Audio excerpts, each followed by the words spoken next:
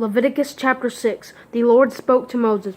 When someone sins and offends the Lord by deceiving his neighbor in regard to a deposit, a security, or a robbery, or defrauds his neighbor, or finds something lost and lies about it, or swears falsely about any of the sinful things a person may do, once he has sinned and acknowledged his guilt, he must return what he stole or defrauded, or the deposit entrusted to him, or the lost item he found, or anything else about which he swore falsely. He must make full restitution for it and add a fifth of its value to it. He is to pay it to its owner on the day he acknowledges his guilt. Then he must bring his restitution offering to the Lord, an unblemished ram from the flock according to your assessment of its value as a restitution offering to the priests. In this way the priest will make atonement on his behalf before the Lord, and he will be forgiven for anything he may have done to incur guilt.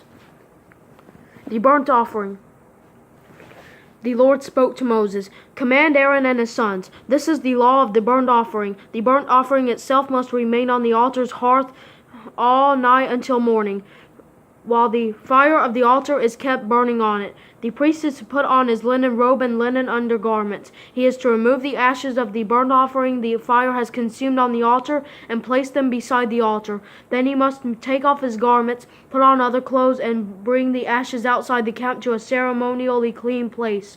The fire on the altar is to be kept burning. It must not go out. Every morning the priest will burn wood on the fire. He is to arrange the burnt offering on the fire and burn the fat portions from the fellowship offerings on it.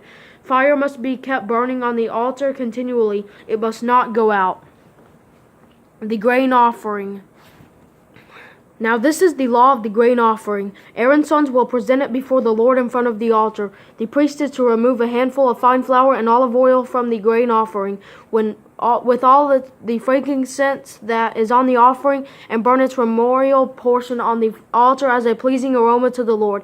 Aaron and his sons may eat the rest of it. It is to be eaten in the form of unleavened bread in a holy place. They are to eat it in the courtyard of the tent of meeting. It must not be baked with yeast. I have assigned it as their portion from my fire offerings. It is especially holy, like the sin offering and the restitution offering. Any male among any Aaron's descendants may eat it. It is a permanent portion throughout your generations from the fire offerings to the Lord. Anything that touches the offerings will become holy.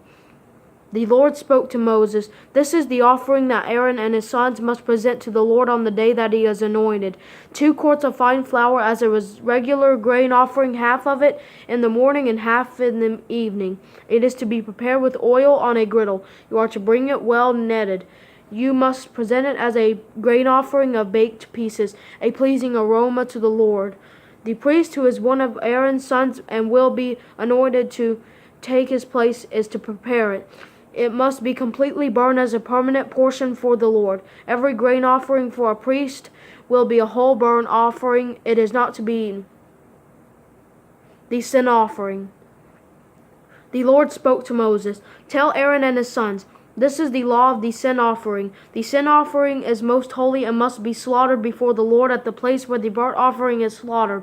The priest who offers it as a sin offering is to eat it. It must be eaten in a holy place, in the courtyard of the tent of meeting. Anything that touches its flesh will become holy, and if any of its blood spatters on a garment, then you must wash that garment in a holy place. A clay pot in which the sin offering is boiled must be broken. If it is boiled in a bronze vessel, it must be scoured and rinsed with water. Any male among the priests may eat it. It is especially holy. But no sin offering may be eaten if its blood has been brought into the tent of meeting to make atonement in the holy place. It must be burned up."